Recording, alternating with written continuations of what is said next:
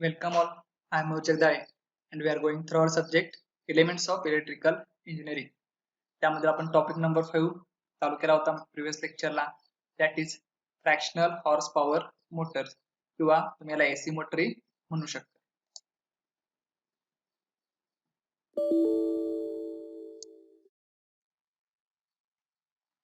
ठीक आहे.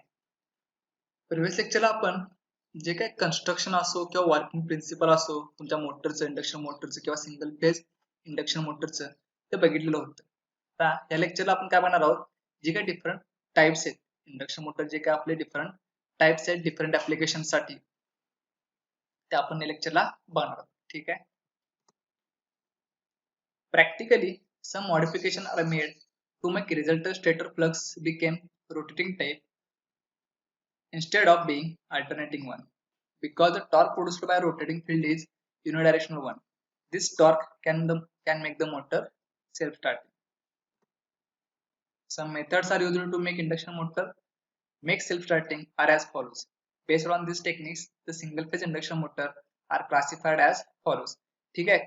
जसं आपण प्रिव्हियस लेक्चरला बघितलं होतं, तुम्हाला काय सांगितलं होतं, फक्त वेव्हफॉर्म म्हणून लक्षात ठेवा. ठीक आहे. जर तुम्ही सिंगल फेज सप्लाय देताय म्हटल्यावर काय असणार, तुमची एकच वेव्हफॉर्म असणार ना, कारण की तुमची एक वाइंडिंग आहे, एक फ्लक्स तयार करते म्हटल्यावर एकच वाइंडिंगचं काय असणार, तुमचं मॅग्नेटिक करंट किंवा जे काही फ्लक्सची डायग्राम आहे तुमची अशी असणार आहे. ठीक आहे. आता किंवा एका फ्लक्स मध्ये जो काही करंट प्रोड्यूस होणार आहे त्यासाठी जी वेव्हफॉर्म अशी असणार आहे. त्या कंडिशन आपल्याला काय माहिती आहे, एकदा तो झिरो होतोय, एकदा तो फायम ला जातोय, परत झिरो होतोय, परत फायम म्हणजे मॅक्झिमम फ्लक्स जातोय. ठीक आहे. ही कंडिशन तुमच्या एका सायकल मध्ये येत असते. पण जर तुम्ही व्यवस्थित लक्ष दिलं तर काय होतंय, काय वेळेला तो झिरो होतोय. ठीक आहे. काही वेळेला तो काय होतोय, झिरो होतोय. त्यामुळं तुम्हाला जर बघितलं असाल तर तुमचं स्टार्टर नसेल मोटरला किंवा स्टार्टर यूज केला नसेल, ठीक आहे, किंवा दुसरी डबल वाइंडिंग नसेल तर मोटर तुमची स्टॉप होते बघा, चालूच होत नाही किंवा आवाज देते. ठीक आहे. स्पेसिफिक आवाज देते पण तुमची मोटर काय होत नाही, चालू होत नाही. याचा अर्थ काय असतोय, एक तर तुमची ती जी स्टार्टिंग वाइंडिंग आहे ती खराब झालेली असते किंवा तुम्ही स्टार्टर जोडलेला नसताय, जो कॅपॅसिटर असतो तो जोडलेला नसताय. ठीक आहे. त्यामुळे ती मोटर चालू होत नाही. जर तुम्ही काय केला, अजून एक वाइंडिंग ऍड केला तर काय होणार आहे, ती जी फ्लक्सची वेव्हफॉर्म किंवा करंटची वेव्हफॉर्म तयार होणार आहे ती कशीतरी या टाइप मध्ये असेल. ठीक आहे. म्हणजे झिरो कंडिशनला तुमचा काहीतरी फ्लक्स असणार आहे, त्यामुळे काय, जे तुमचं झिरो ईएमएफ तयार होता किंवा ईएमएफ तुमचा जिथं झिरो होत होता, त्यामुळे जो टॉर्क आहे तो तुमचा काय व्हायचा, झिरो व्हायचा. तो काय असणार आहे, ह्या कंडिशनला आहे तसा असणार आहे. ठीक आहे. त्यामुळे आपण काय करतोय, दोन काय करतोय, वाइंडिंग वापरतो. आता ते टाइप्स कुठले कुठले आहेत बघा. फर्स्ट आहे split phase induction motor, capacitor start induction motor, capacitor star capacitor run induction motor, shaded pole induction motor. ठीक आहे. तर वन बाय वन आपण त्याचे टाइप्स बघूया. फर्स्ट आहे तुमची split phase induction motor. Okay. Split phase जे तुमची टेक्निक होती ते आपण प्रिव्हियस लेक्चरला बघितली होती, फक्त ते आपण मोटर बघणार आहोत. ठीक आहे. मग यामध्ये काय असतो, तुमचा रेजिस्टन्स स्प्लिट फेज असतो. ठीक आहे. रेजिस्टन्स काय असतो, तुमचा स्प्लिट फेज असतो. आता काय असते बघा,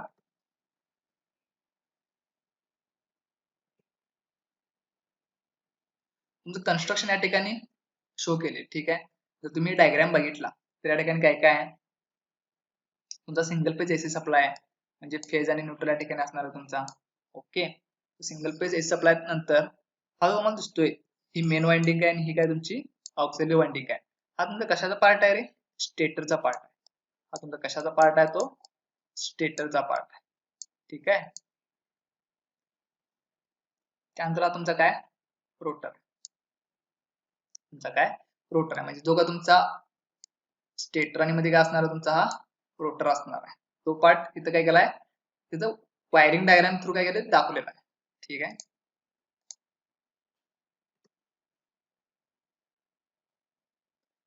The construction of split phase induction motor is as shown in figure. This motor consists of two winding, main winding and auxiliary winding. एक तुमची मेन वाइंडिंग आहे, दुसरी ऑक्झिलरी किंवा स्टार्टिंग वाइंडिंग असे म्हणतात. ठीक आहे. The main winding is highly inductive, whereas the auxiliary winding is resistive. ठीक आहे. जी तुमची ही मेन वाइंडिंग आहे ती काय असणार आहे, तुमची हायली रेजिस्टिव्ह असणार आहे. याचा रेजिस्टन्स काय असणार आहे, जास्त असणार आहे वाइंडिंगचा. आणि ही जी तुमची ऑक्झिलरी वाइंडिंग आहे याचा इंडक्टन्स जास्त असणार आहे. इंडक्टन्स म्हणजे तुमचा एल, ठीक आहे, तो जास्त असणार आहे.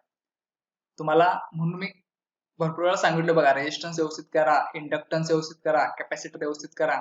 ते पॅरामीटर व्यवस्थित जर तुम्ही केला असाल तर तुम्हाला इथं लगेच समजेल इंडक्टर म्हणजे काय किंवा इंडक्टन्स म्हणजे काय. ठीक आहे.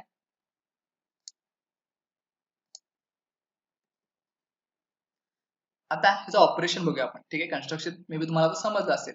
आणि इथं काय तुमचा सेंट्रिफ्युगल स्विच आहे. ठीक आहे, ऑन ऑफ साठी हा तुमचा एक स्विच आहे. तर ऑपरेशन काय बघा, the current flowing through the main winding I1 lags behind the voltage by 90 degree. ठीक आहे, तुमचं काय सांगितलं, जे मेन वाइंडिंग मधलं जो करंट असणार आहे तो काय असणार आहे रे. आता मेन वाइंडिंग तुमची कसली आहे बघा, हायली इंडक्टिव्ह आहे. मेन वाइंडिंग कसं आहे तुमची, हायली इंडक्टिव्ह.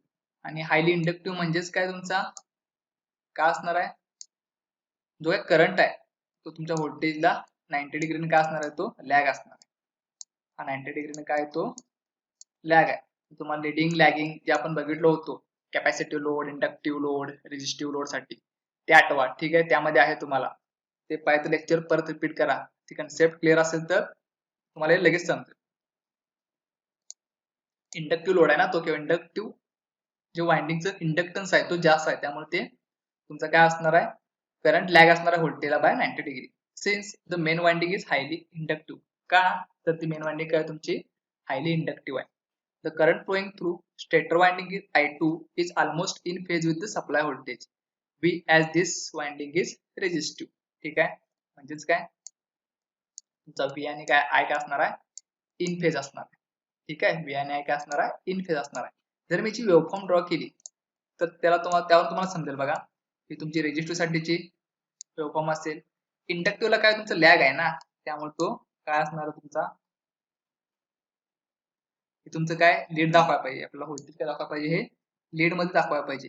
लॅग म्हणजे कुठेतरी इथं चालू होणार ना तो, म्हणजे ह्या टाइप मध्ये तुमची काहीतरी वेव्हफॉर्म ती मेन वाइंडिंग साठी. ठीक आहे, म्हणजे हा तुमचा 90 डिग्री काय तुमचा लॅग आहे. समजते का बघा, आता मी तुम्हाला समजलं असेल waveform through. Okay,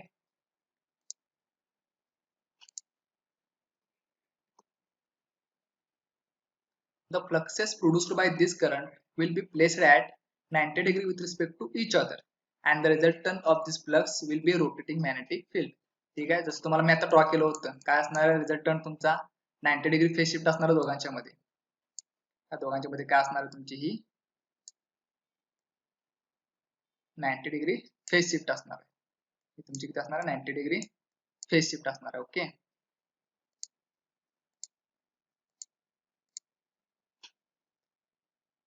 due to the rotating magnetic field, a non-zero starting torque acting in a one direction produced. ठीक आहे, सुरुवातीला जो तुमचा टॉर्क झिरो असणार आहे त्या फेज शिफ्ट किंवा ह्या रोटेटिंग मॅग्नेटिक फील्ड म्हणून काय होणार आहे, तो तुमचा टॉर्क युनिडायरेक्शनल लागणार आहे, तुमची मोटर रन व्हायला चालू होईल. ठीक आहे, ओके, बेसिक प्रिन्सिपल समजून घ्या. तुम्हाला जे मोटर चालू करणार, जी काही तुमची ऑक्झिलरी वाइंडिंग आहे ती तुमच्या सर्किट मध्ये असणार आहे. ठीक आहे, आणि ती काय करणार तुम्हाला स्टार्टिंग प्रोड्यूस करून देणार आहे, कशासाठी, या रोटरला फिरण्यासाठी. एवढंच काम या ऑक्झिलरी वाइंडिंगचं आहे. आणि मेन वाइंडिंग कशासाठी आहे, तुमचं प्रॉपर मोटरचं वर्किंग होण्यासाठी. The centrifugal switch is connected in series with the starting winding, gets automatically open circuited when the motor speed reaches about 70% to 80% of the synchronous speed. ठीक आहे, ज्यावेळी तुमचं 70 ते 80% काय होईल, तुमची मोटरची स्पीड जाईल कुठपर्यंत जाईल, सिंक्रोनस स्पीडच्या जवळ. ठीक आहे, 70% तुमच्या सिंक्रोनस स्पीडला तुमची जर मोटरची स्पीड जाईल त्यावेळी तो स्विच काय असणार आहे, ऑटोमॅटिकली ओपन होणार. याचा अर्थ काय, जसं मी तुम्हाला आता सांगितलो, ह्या डायग्राम मध्ये काय असणार आहे, त्यावेळेला 70% स्पीड मोटर तुमची घेईल त्यावेळेला हा काय होणार आहे, स्विच ओपन होणार आहे. आणि फक्त तुमची मोटर कशावरती ऑपरेट होणार आहे, मेन वाइंडिंग आणि तुमच्या रोटरवर. ठीक आहे,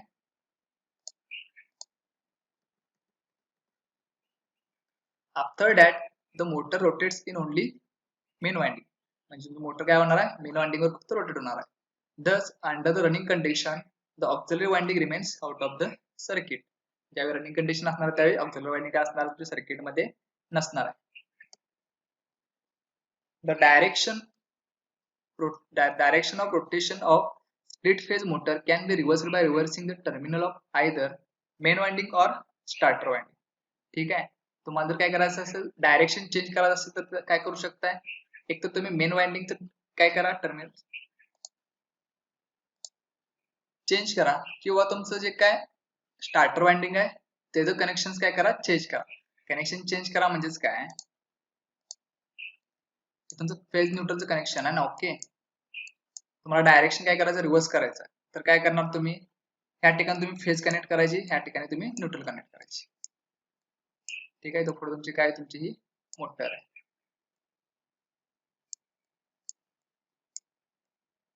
समजलं, फक्त फेज न्यूट्रल इकडे काय करायचं चेंज करायचं. Now applications of split phase induction motor. The starting torque of this type of motor is poor.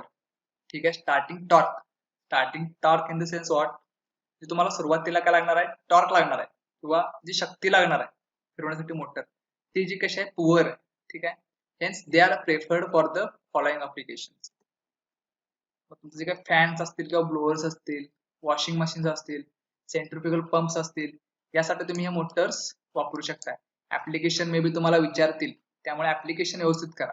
ठीक आहे, तुमचं विचारतील बाबा resistance split phase induction motor साठी what are the applications for split phase induction motors, असं तुम्हाला question येईल. मग त्यावेळी तुम्ही काय लिहायचं आहे, फॅन्स ब्लोअर्स असतील, वॉशिंग मशीन्स असतील, सेंट्रिफ्युगल पंप्स असतील, यासाठी तुम्ही ते वापरू शकता. किंवा असा एक क्वेश्चन विचारतील, what is starting torque of the split phase induction motor. Answer काय असायला पाहिजे तुमचं, starting torque of the split phase induction motor is poor. Okay, हे दोन क्वेश्चन लक्षात ठेवा. नेक्स्ट आहे तुमची capacitor start induction motor. The construction of this motor is as shown in figure. आता फक्त काय झाले बघा, तुमची स्टार्टिंग आणि मेन वाइंडिंग आहे तशी आहे, फक्त या ठिकाणी कॅपॅसिटर आलाय. या ठिकाणी काय आला तुमचा कॅपॅसिटर आलाय. ओके, बाकी कन्स्ट्रक्शन सेम आहे. तुम्ही कन्स्ट्रक्शन वाईज जर बघितला सिंगल फेज इंडक्शन मोटर सगळ्यात सेम आहेत, फक्त काय एक एक्स्ट्रा पार्ट तुमचा ऍड होतात. ठीक आहे, इथे काय आला तुमचा कॅपॅसिटर आला. ते कॅपॅसिटर का आला कशासाठी आला ते आपण बघूया. It shows that the construction of this motor is similar to that of split phase induction motor. जसं तुम्हाला मी आता म्हणतो कन्स्ट्रक्शन काय सिमिलर वाटते. The auxiliary winding is connected in series with the capacitor. It draws a leading current while the main winding continues to draw lagging current. ठीक आहे, तर काय होणार आहे बघा, हा रेजिस्टिव्ह पार्ट आहे तुमचा, हा इंडक्टिव्ह पार्ट आहे. पण आता कॅपॅसिटर आला ना, कॅपॅसिटरची कंडिशन काय आहे तुमची, हा व्होल्टेज, हा current leads by voltage by 90 degree. Okay, हे तुमचं कॅपॅसिटर मध्ये असते. प्लस तुमचा इंडक्टिव्ह लोड पण आहे ना यामध्ये, त्यामुळे काय असणार तुमचं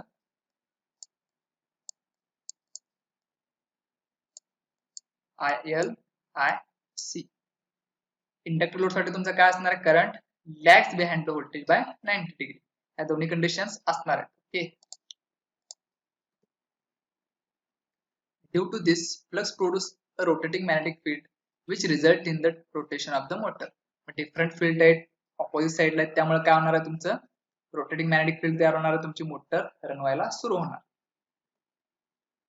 The current I1 through the main winding will lag behind the source voltage as the main winding is inductive, but the current I2 through the auxiliary winding leads the supply voltage by some angle due to presence of capacitor.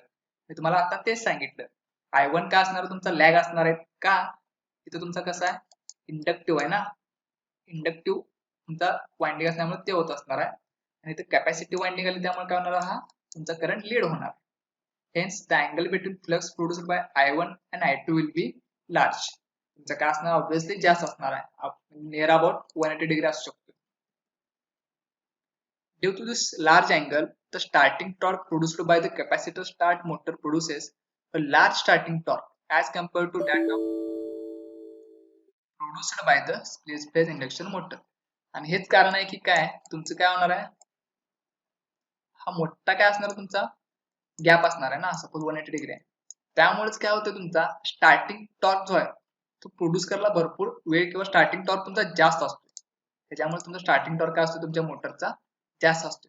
त्यामुळे capacitor start induction मोटरचा जो starting torque आहे तो always large किंवा जास्त असं लक्षात ठेवा. ह्याचा पुअर आहे रेजिस्टन्सचा आणि ह्याचा काय असणार आहे जास्त असणार आहे. हा क्वेश्चन तुम्हाला विचारू शकतात, फक्त कन्फ्युज करून घेऊ नका. ठीक आहे. As soon as the speed reaches 75% to 80% of the maximum speed, the centrifugal switch is automatically open circuited and the auxiliary winding along with capacitor goes out of the circuit. Same जसं तुमच्या ह्याच्यात होतं resistors मध्ये same इकडे होणार आहे. ज्यावेळी तुमचं 75% ते 80% स्पीड रीच होईल त्यावेळेला तुमचं कॅपॅसिटर प्लस जे काही तुमचं ऑक्झिलरी वाइंडिंग आहे ते सर्किट मधून काय होणार आहे स्विच ओपन झाल्यामुळं ते सर्किट मधून बाहेर पडणार. ठीक आहे. The induction motor will then be running on flux produced by the main winding. So the main winding वर काय होणार आहे रन होणार आहे. ओके. त्यानंतर नेक्स्ट आहे बघा capacitor start capacitor run induction motor. नाव काय तुमचं तुम्ही जर नाव लक्षात ठेवला तरी तुम्हाला सगळ्या गोष्टी क्लिअर होतात. बघा कॅपॅसिटर स्टार्ट इंडक्शन मोटर म्हणजे त्यामध्ये कॅपॅसिटर आला. आता या ठिकाणी काय कॅपॅसिटर स्टार्ट आहे, स्टार्टिंगला कॅपॅसिटर पण पाहिजे आणि कॅपॅसिटर रन पण आहे म्हणजे रनिंगला पण कॅपॅसिटर पाहिजे. म्हणजे ह्याचा अर्थ काय ह्या सर्किट मध्ये कॅपॅसिटर तुमचा बाहेर पडणार नाही सर्किट मध्ये ज्यावेळी तुमचं 75 ते 80% स्पीड रीच करेल. ठीक आहे. तो कंटिन्युअसली ऑपरेशन मध्ये राहणार आहे. एवढंच फक्त डिफरन्स आहे, बाकी सेम आहे. जर तो डायग्राम बघितला तर या ठिकाणी तुमचा कुठला सेंट्रिफ्युगल स्विच नाहीये. ओके. तुमचं सगळं काय सर्किट मध्ये तुमचं असणार आहे स्टार्टिंगला पण आणि रनिंगला पण. The capacitor start capacitor run motor is shown in figure. Note here there is no centrifugal switch is provided, so capacitor will not go out of the circuit. जे तुम्हाला मी आता सांगितलं तेच आहे. Hence the name of the motor is capacitor start capacitor run motor. जसं नाव आहे तसंच operation आहे. The direction of reversal of capacitor type motors can be achieved by interchanging the connection of main and auxiliary winding. तुम्ही एकतर इथलं connection काय करू शकता चेंज करू शकता किंवा इथलं कनेक्शन तुम्ही चेंज करू शकता. ठीक आहे. चेंज करणे म्हणजे काय फेज न्यूट्रल आहे ना, इकडे न्यूट्रल द्या इकडे फेज द्या. इथं तुमचं फेज न्यूट्रल आहे इथं इकडे काय करा तुम्ही न्यूट्रल द्या इथं फेज द्या. ठीक आहे. त्यामुळे काय डायरेक्शन चेंज होणार आहे. हा रोटर इकडे फिरायला ना तुम्हाला इकडे फिरायला पाहिजे रोटर तर ते डायरेक्शन चेंज करायला काय करू शकता तुम्ही पोलॅरिटी चेंज करू शकता. ठीक आहे.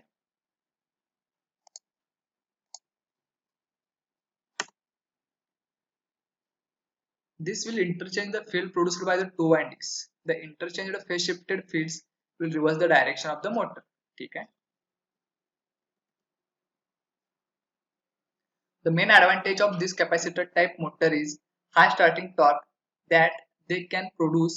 The starting torque can be as high as 300 to 400% of the full load torque. 300 ते 400% तुमच्या फुल लोड टॉर्क जो आहे त्यापेक्षा तुमचा जास्त काय शकतो तुमचा स्टार्टिंग टॉर्क असू शकतो. म्हणजे स्टार्टिंगला तुमचा टॉर्क काय असणार हाय असणार आहे. रनिंगला तो टॉर्क तुम्हाला मिळणार आहे जेव्हा तुमचं लोड फुल असेल किंवा फुल्ली लोडेड मोटर असेल. ठीक आहे. स्टार्टिंगला थोडी तुमची फुल लोड असणार आहे नसणार आहे. ज्यावेळी तुमची पूर्ण ऑपरेशन चालू असेल त्यावेळी तुमचा फुल लोड असणार आहे. मग स्टार्टिंग कंडिशनला तुमचा टॉर्क काय त्याच्यापेक्षा जास्त आहे. Role of capacitor. आता कॅपॅसिटर आपण का वापरले बघा. The capacitor is always remain in the circuit, therefore it decides the performance of the motor at the time of starting as well as during the running mode. तुमचा performance कशावर depend असणार मोटरचा सगळा कॅपॅसिटरवर असणार आहे. The selection of C is a compromise between two factors, namely high starting torque and better running performance. तुम्हाला दोन गोष्टी पाहिजेत. स्टार्टिंग टॉर्क जास्त पाहिजे आणि तुमचा रनिंग परफॉर्मन्स चांगला पाहिजे. यासाठी आपण काय वापरलोय कॅपॅसिटर. ठीक आहे. ह्या गोष्टी लक्षात ठेवा. तुम्हाला स्टार्टिंग टॉर्क जास्त पाहिजे असेल तर कॅपॅसिटर वापरा. तुम्हाला काय बेटर रनिंग पाहिजे असेल ऑपरेटिंग चांगलं पाहिजे असेल तर कॅपॅसिटर वापरा. Note that the starting torque is less than that of capacitor start motor. ठीक आहे. कॅपॅसिटर स्टार्ट कॅपॅसिटर रन मोटरचा जो काय टॉर्क आहे ना तो कॅपॅसिटर स्टार्ट मोटर पेक्षा थोडा कमी असतो. Advantages of this motor is its high power factor which is due to continuous presence of the capacitor in the circuit. अजून एक गोष्ट तुमची इम्प्रूव्ह होणार आहे, पॉवर फॅक्टर वाढणार ना. आपण कॅपॅसिटर कशासाठी यूज करत असतोय, पॉवर फॅक्टर इम्प्रूव्ह करण्यासाठी. मग कंटिन्युअसली तुमच्या मोटरमध्ये जर असेल कॅपॅसिटर तर पॉवर फॅक्टर पण कसा असणार आहे, चांगला असणार आहे. Only one disadvantage is that this motor is has a higher cost. या मोटरची कॉस्ट काय जास्त आहे. ऍप्लिकेशन काय बघा, तुमचं ग्राइंडर असेल, कॉम्प्रेसर्स असतील, कन्व्हेयर्स असतील, रेफ्रिजरेटर्स असतील, फॅन असेल, एअर कंडिशनर असेल. ठीक आहे, सोपं उदाहरण तुमचा फॅन. तुम्ही फॅन जर बघितला असाल तर वरती एक काय असतोय, पांढरा गट्टो असतोय बघा, तोच तुमचा काय असतोय, कॅपॅसिटर असतो. ठीक आहे, ह्या टाइप मध्ये असतोय तुमचं. आणि हा तुमचं काय केलं असतं, तुमच्या मोटरच्या कनेक्शनला दिलेलं असतं. ठीक आहे, तुमची कुठला कॅपॅसिटर स्टार्ट कॅपॅसिटर आणि इंडक्शन मोटर आहे. ओके, ठीक आहे. आय होप तुम्हाला टाइप समजले असतील. पुढे जे टाइप्स आहेत ते आपण बघणारच आहोत. ठीक आहे, सोपे आहेत, फक्त नाव, डायग्राम वाईज कन्स्ट्रक्शन एवढं लक्षात ठेवा. Okay, thank you.